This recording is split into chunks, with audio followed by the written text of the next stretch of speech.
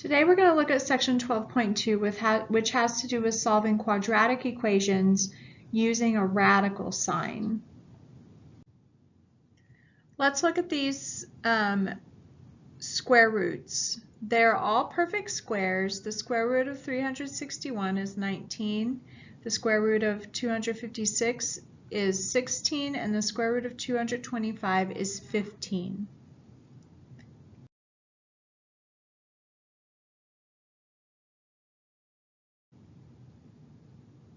Let's look at this first example. X squared minus 64 equals 0. If we solve for x, we see that x squared equals 64. We know that we have to get rid of this square, and we do that with a radical. So the square root of x equals the square root of 64, which is 8. There are these absolute value signs here because 8 really could be plus or minus. Negative 8 times negative 8 equals 64, and positive 8 times positive 8 also equals 64. And that's how we write it. Let's look at the square root property. If a number is greater than or equal to 0, then x squared can equal that number. And when x equals a number, it's going to be, if it was an x squared, so we had to do the square root, then we're always going to use this plus or minus sign because it could be a positive number or a negative number.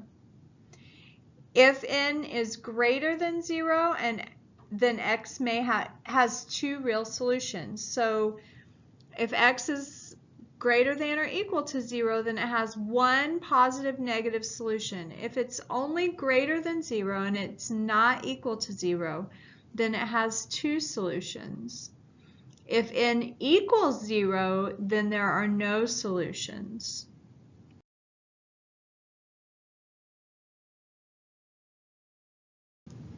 Let's look at this next example. 2x squared minus 24 equals 0. Our first step, we always start with the number that's not with the variable. So we're going to add 24, and we end up with 2x squared equals 24. We're then going to divide by 2, and we have x squared equals 12. We need to do the radical, the square root on both sides to get rid of that squared on the x side. And 12 is not a square, so it's just plus or minus the square root of 12. And when we simplify that even further, we can see that it can equal out to be 2 times the square root of 3, because when we do this, we have a 2 that can come out. So it's 2 times the square root of 3, and we always have to remember that plus or minus sign. Let's look at this next example. X plus 2 quantity squared equals 36.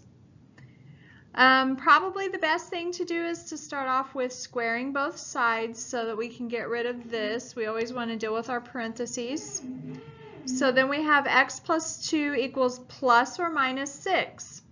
So we need to think about the fact that this could be positive 6 or negative 6. If it's positive 6, then we're going to end up with 6 minus 2 equals 4. If it's negative 6 minus 2, it's going to equal negative 8. So we have two solutions to this problem. We need to go back and check each of these solutions to make sure they could fit. They may both fit, or maybe only one of them may fit. Let's look at this example. What we want to do is we want to first isolate the squared by subtracting this or adding the c, and then we're going to apply the square root property and then simplify the radical as best as we can.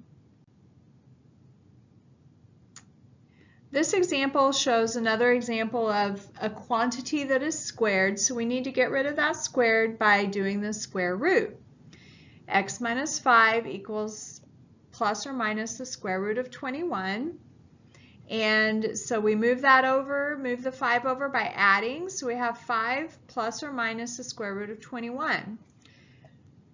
If we look at the prime factorization of 21, it's 3 and 7, so nothing can come out of that square root sign. So if we are supposed to actually give an answer and round to the nearest whatever place value they say, then we go ahead and put that into our calculator and we would get this. If it does not say to do that, we're going to leave it in radical form. I am fine with radical form unless the instructions say otherwise.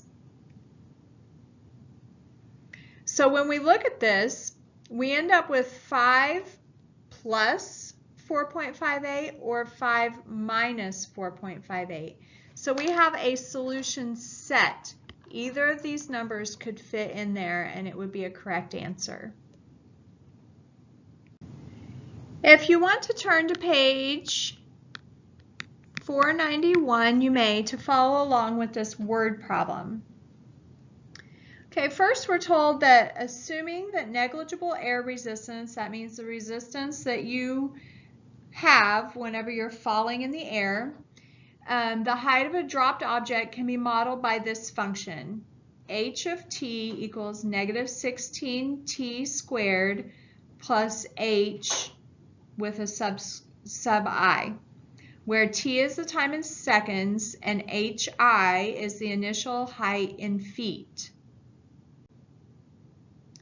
Let's look at an example using that formula.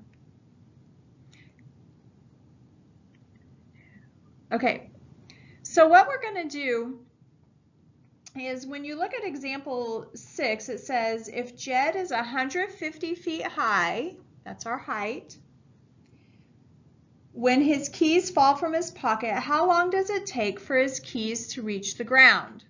So we have this function already and we want to find how long it takes. We're going to set this whole formula equal to 0. And whenever we go ahead and solve, trying to solve for t, we're going to move our 150 over, actually we're going to move our 16 over. It's a negative, so it's going to be easier to move over here because that'll turn it into a positive.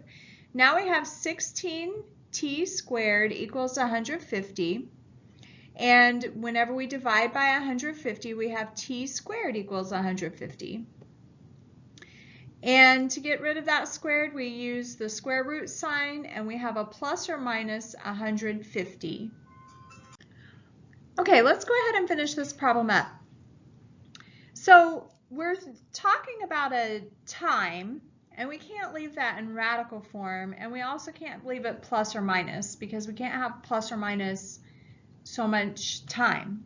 So let's look at how we might be able to fix this. First of all, we can go ahead and take the square root of 16 is 4, and we can simplify the square root of 150 to be 5 times the square root of 6.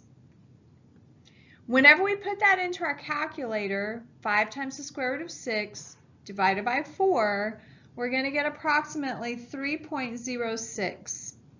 Now, because we're talking about time, we cannot make it be a negative, so we're going to say that the answer is 3.06 seconds because that's the only reasonable answer. When you're dealing with something like that, it can't be plus or minus because you know that the number cannot be a negative number.